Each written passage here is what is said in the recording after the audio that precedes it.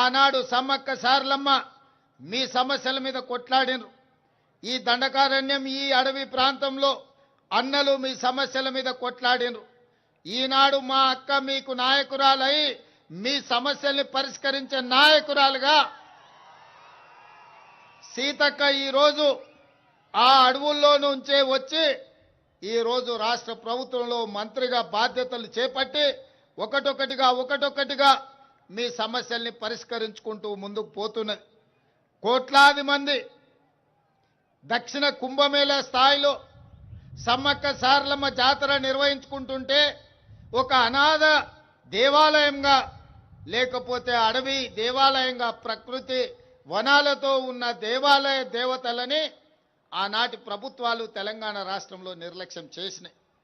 అందుకే ఆనాడు పాదయాత్ర సందర్భంగా ప్రభుత్వం వచ్చిన తర్వాత ప్రపంచాన్ని ఆకర్షించే విధంగా సమ్మక్క సారలమ్మ దేవాలయాన్ని ప్రకృతి దేవాలయాన్ని వన దేవతలను పూజించుకునే విధంగా ఏర్పాటు చేస్తామన్నాం.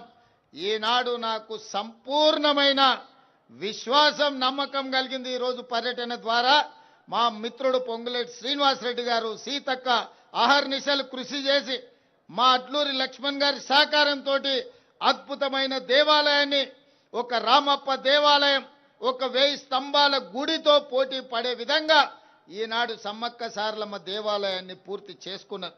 మనస్ఫూర్తిగా వారికి నేను అభినందనలు తెలియజేస్తున్నా. మిత్రులారా, ఈరోజు ఈ ప్రభుత్వంలో మీరు చూడండి, రైతుల విషయంలో కావచ్చు, మాడపడుచుల విషయంలో కావచ్చు, నిరుద్యోగ విద్యార్థుల నిరుద్యోగ యువకులు విద్యార్థుల విషయంలో కావచ్చు, ఈ ప్రభుత్వం ఒక పక్కా ప్రణాళికతో ముందుకు వెళ్తుంది. ఈ ప్రాంతాలను అభివృద్ధి చేయాలని మీకు నీళ్లు గోదావరి పక్కన పోతున్న ములుగు ప్రాంతానికి నీళ్లు లేవంటే సాగునీటి ప్రాజెక్టుల నిధులు ఇవ్వడమే కాకుండా కేవలం జీవోలలో కలెక్టరేట్ ప్రకటించి కార్యాలయాన్ని నిర్మించకపోతే ఈనాడు ఒక అద్భుతమైన కార్యాలయాన్ని ఇక్కడ నిర్మించుకున్నాం. మా సీతకి ఇంతకుముందే నాకు విజ్ఞప్తి చేసింది, ఈ పక్కనే ఎస్పీ కార్యాలయాన్ని అదేవిధంగా కోర్టు భవనాలను కూడా నిర్మించుకోవాలని. 100% ఈ కార్యక్రమాలన్నిటిని కూడా తొందరలోనే చేపడతామని చెప్పి ఈరోజు నేను మీకు చెప్పదలుచుకున్నా. అదేవిధంగా మిత్రులు శ్రీనివాసరెడ్డి గారు మా సీతక్క ఏదో దేవాలయం మల్లూరు నరసింహస్వామి దేవాలయానికి కూడా మీరు నిధులు మంజూరు చేయాలన్నారు. తప్పకుండా మల్లూరు దేవాలయానికి తొందరలోనే నిధులు మంజూరు చేస్తా. అదేవిధంగా జంపన్న వాగు సమ్మక్క సారలమ్మ జాతరకి ఎంత ప్రాధాన్యత ఉందో జంపన్న వాగుకు అంతకంటే ప్రాధాన్యత ఉన్నది. ఈనాడు జంపన్న వాగులో చెక్ డ్యాములు కానీ లేకపోతే ఇక్కడ ఘాట్లు కట్టడం ద్వారా స్నానాలకు భక్తులకు ఏర్పాటు చేయాల్సిన అవసరం ఉన్నది. అందుకే జంపన్న వాగు మీద సాగునీరు విధంగా అదేవిధంగా ఇక్కడికి వచ్చే భక్తులకు సౌకర్యాల కోసం జంపన్న వాగును కూడా 100% అభివృద్ధి చేస్తామని చెప్పి ఈ సందర్భంగా మీకు అందరికీ తెలియజేస్తున్నా. ఇదే కాకుండా ఈ ప్రాంతానికి సాగునీరు ఎంతో అవసరం. ఈ ప్రాంతంలో ఉన్న ఆదివాసీ బిడ్డలు కష్టానికి మారు పేరు. మరి మీ కష్టాలను తీర్చాలంటే మీకు సాగునీరును అందించాలి. మీ సాగునీటికి సంబంధించిన ప్రాజెక్టులు తొందరలోనే శ్రీనివాసరెడ్డి గారికి నేను ఆదేశాలు ఇస్తున్నా. ప్రత్యేక సమీక్ష చేసి ఈ ప్రాంత అభివృద్ధి కోసం ఏమేమి నిధులు కావాలనో సమ్మక్క సారలమ్మ దేవాలయ చుట్టుపక్కల పర్యాటక క్షేత్రంగా ఏ విధంగా అభివృద్ధి చేయాలనో ఈ ములుగు జిల్లాలో సాగునీటి ప్రాజెక్టులకు ఏ విధంగా నిధులు మంజూరు చేయాలనో అదేవిధంగా యంగ్ ఇండియా ఇంటిగ్రేటెడ్ రెసిడెన్షియల్ స్కూలే కాదు, అడ్వాన్స్ టెక్నాలజీ సెంటర్లే కాదు, భవిష్యత్తులో ఇంకా సాంకేతిక పరమైన విద్యను నేర్పడానికి ఈ ప్రాంత నిరుద్యోగ యువకుల కోసము ఏమి కావాలన్నా నిధులు మంజూరు చేద్దాం. ఈ ప్రాంతంలోనే గిరిజన యూనివర్సిటీ కూడా మీకు అందుబాటులోకి వచ్చింది.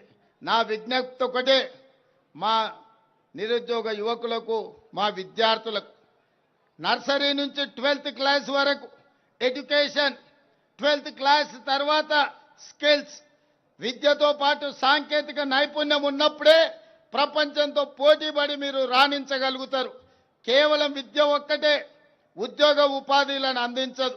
అందుకే ఈనాడు చదువుకుంటున్న విద్యార్థులకు నా విజ్ఞప్తి, నా సూచన ఒక్కటే, మీ సోదరుడిగా, మీ రేవంత్ అన్నగా నర్సరీ నుంచి 12th క్లాస్ వరకు బెస్ట్ క్వాలిటీ ఎడ్యుకేషన్ నేర్చుకోండి, లాంగ్వేజెస్ నేర్చుకోండి, ఇంగ్లీష్ నేర్చుకోండి, జర్మనీ లాంగ్వేజ్ నేర్చుకోండి, జపనీస్ లాంగ్వేజ్ నేర్చుకోండి.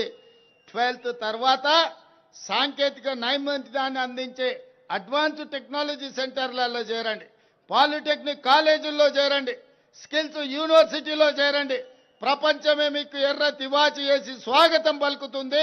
ప్రపంచ నలుమూలల మీకు ఉద్యోగ ఉపాధి అవకాశాలు వస్తాయి. అందుకే మీ ఫోకస్ మార్చండి. అమెరికాతో పాటు జర్మనీ, జపాన్, సౌత్ కొరియా లాంటి దేశాలలో ఈరోజు మనకు లక్షలాది ఉద్యోగ ఉపాధి అవకాశాలు ఉన్నాయి. దానికోసం సంసిద్ధులు కండి. మీకు జర్మనీ, జపానీస్, కొరియన్ లాంగ్వేజ్ నేర్పించడానికి మన ప్రభుత్వం సంపూర్ణంగా ప్రయత్నం చేస్తుంది. అదేవిధంగా మా అక్కలు, మా ఆడబిడ్డలు ఎక్కడ చూసినా దసరా పండుగ నాడు పాలపిట్టలాగా కనిపిస్తురుగో, బ్లూ కలర్ చీరలు కట్టుకొని. అవునా అక్క? ఎన్నడన్నా వీడికొచ్చిన వేల మంది మా ఆడబిడ్డలను అడుగుతున్నా, ఇన్నేళ్ళు వాళ్ళు బతుకమ్మ చీరలు ఇచ్చారు, ఎన్నడన్నా బతుకమ్మ చీర కట్టుకొని పండుగ పూట అమ్మగారింటికి పోయినరా అక్క? బతుకమ్మ చీర ఇస్తే ఆడగట్టిరు, చేన్ల కాడ పందులను బెదిరియనికే కట్టిరు, పిట్టలు గింజలు తినకుంటుండనికే కట్టిండ్రు. ఎన్నడన్నా మనం కట్టుకున్నామా? బతుకమ్మ చీరలలో కూడా కమిషన్లు మెక్కి వాళ్ళ బతుకు జడ, మీ చీరలలో కూడా కమిషన్లు మెక్కిరు. అందుకే దుమ్ము కొట్టుకుపోయి ఫామ్ హౌస్లో పడ్డారు. అందుకే ఇవాళ మా ఆడబిడ్డలకు, మా పుట్టింటి ఆడబిడ్డలకు పండుగ నాడు పెట్టే చీర సారె అని చెప్పి సమ్మక్క సారలమ్మ బిడ్డలకు సారె పేరు మీద చీర పెడితే వేలాది మంది ఇవాళ మా ఆడబిడ్డలు నన్ను ఆశీర్వదించడానికి, మా తమ్ముడు వచ్చిండు, మా అన్న వచ్చిండు, మా రేవంత్ అన్న వచ్చిండు అని చెప్పి వేలాది మంది మీరు ఆశీర్వదించడానికి ఇక్కడికి వచ్చారు. ఈ చీర డిజైన్లో కానీ, ఈ చీరల సెలెక్షన్లో కానీ సంపూర్ణంగా సీతక్క భాగస్వామ్యం తీసుకొని ఈ యొక్క అద్భుతమైన చీరల్ని మీకోసం తయారు చేయించారు. ఈ సంవత్సరం, పోయిన సంవత్సరం పాలపిట్ట రంగు చీరలు ఇచ్చినాం. ఈసారి చిలకపచ్చ చీరల్ని ఈసారి డిసెంబర్లో మా అక్కలకు పంపించబోతున్న సారే కింద. మళ్ళసారి నేను వచ్చినప్పుడు మీరు ఆ చీర కట్టుకొని నాకు వస్తే కడుపు నిండా సంతోషం అవుతుంది. మా ఆడబిడ్డలందరూ కూడా నన్ను ఆశీర్వదించడానికి వచ్చిండ్రు. మీరు అండగా నిలబడండి, మీ సమస్యలన్నిటిని పరిష్కరిస్తా. ఒక పక్కన రక్తం పంచుకొని పుట్టకపోయినా మా సీతక్కను ఇంటి ఆడబిడ్డ కింద నేను చూస్తున్నా. ఇంకో పక్కన ఇంకొకడు ఉన్నాడు, రక్తం పంచుకొని తొడబుట్టిన ఆడబిడ్డను కూడా ఆస్తిలో భాగం ఇవ్వాల్సి వస్తుందని ఇంట్లోకెళ్ళి బయటికి మెడలు పట్టి దొబ్బిండు. ఇంత దుర్మార్గం ఉన్నది. సొంత చెల్లెలకే న్యాయం చేయలేనోడు తెలంగాణ రాష్ట్రంలో 2 కోట్ల మంది ఆడబిడ్డలకు న్యాయం చేస్తాడా? కన్న కొడుకు దుర్మార్గంగా వ్యవహరిస్తుంటే దౌడ మీదంగా పెట్టి కొట్టాల్సిన తండ్రి ఫామ్ హౌస్లో బోర్లో వండుకున్నాడు. కొడుకు తప్పుడోడైతే సరిదిద్దాల్సింది తండ్రి కాదా? ఇవాళ సొంత బిడ్డని ఇంట్లోకెళ్ళి బయటకు వెళ్ళగొడుతుంటే కొడుకు, తండ్రి మౌనంగా ఉన్నాడంటే ఆ నేరంలో తండ్రి కూడా సగం భాగం ఉన్నట్టే.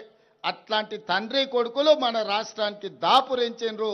వీళ్ళే ఈ తెలంగాణ రాష్ట్రానికి శనీశ్వరులు, తెలంగాణ రాష్ట్రాన్ని పట్టి పీడిస్తారు. అతనికంటే గనుడు ఆచంట మల్లన్న అన్నారు. తండ్రి కొడుకులు ఇంట్లుంటే ఆ మేనల్లుడేమో రాష్ట్రంలో కరువు రావాలి, వర్షాలు కురవద్దు, ప్రజలు చావాలి అని తమిళనాడు, కర్ణాటక రాష్ట్రాలలో పోయి అఘోర పూజ